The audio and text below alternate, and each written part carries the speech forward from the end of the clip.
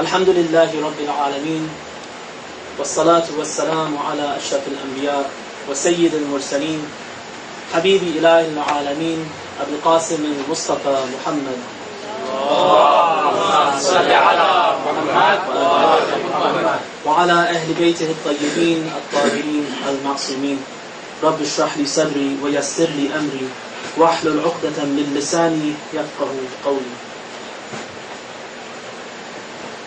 Yesterday I introduced this topic that I want to spend the next 10 or 12 days speaking about. The topic is the life of Isa alayhi salam, Prophet Jesus in the Quran. So inshallah it's going to be what I like to call a topical commentary.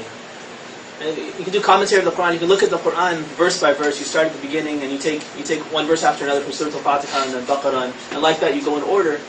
And you go wherever the Quran takes you. There's another time when you put that big puzzle together. Yesterday I gave you that image of a puzzle where you have these stories, the Quranic stories are scattered throughout the Quran.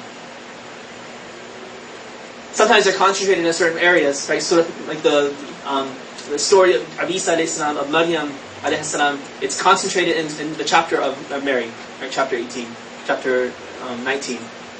But then Ali Imran also has some of the story, and it's scattered throughout the Quran. There's mention of Isa alayhi salam in many different places.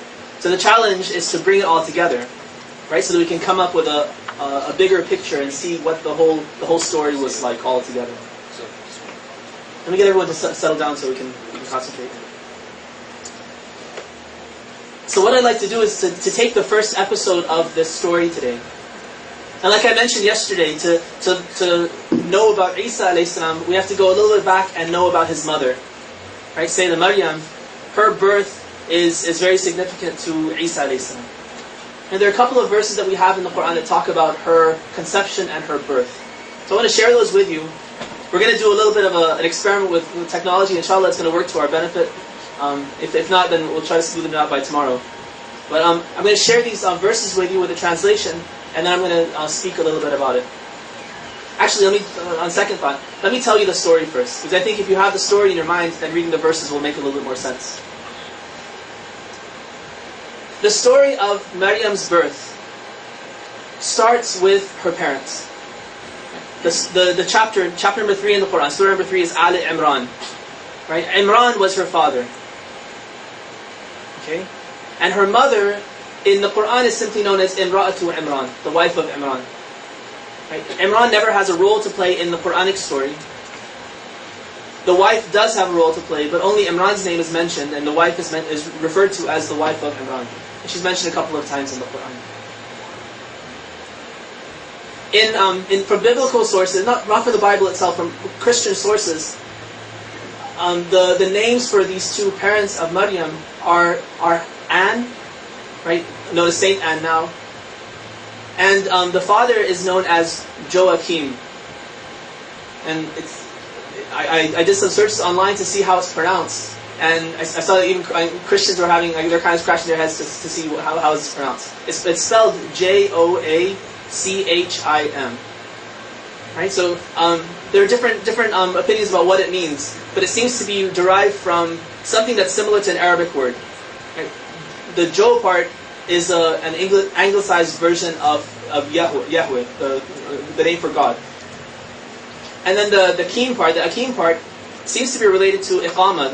We have Yuqim or Muqim, because the translation of Joachim is God establishes, or God kind of like strengthens him, right? Which kind of translates as Allahu yuqimuhu, right? So Allah yuqim, Yahweh yuqim, something like that.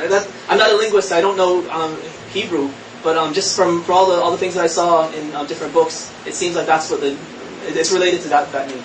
Anyway, that's the name we have from biblical sources, but the Quran calls him Imran. So it's uncertain whether Imran is definitely his name, but whether Joachim was also a title that was given to him or not, or what the story is there, that's not very clear. So we have these two parents. In Arabic, Anne is called Hanna, and Joachim is known as Imran in the Quran.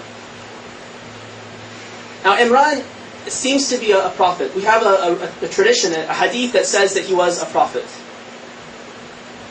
He was definitely a righteous person. He was also clearly a powerful person in the Jewish hierarchy, well respected, had knowledge, had station in the community. And there's indication in the verses, and I'll show that to you later, that he received revelation. Okay, so he was a prophet.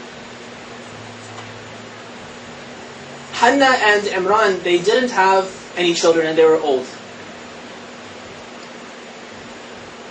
Imran was given revelation by Allah, some sort of news of a child to be born to him. And it was promised that this son of yours will be a great man, a pious man. He will cure the sick. He will be able to cure people who are congenitally blind, cure the leper, raise the dead, and do these sorts of things. It was prophesied to Imran that your son will be able to do these sorts of things.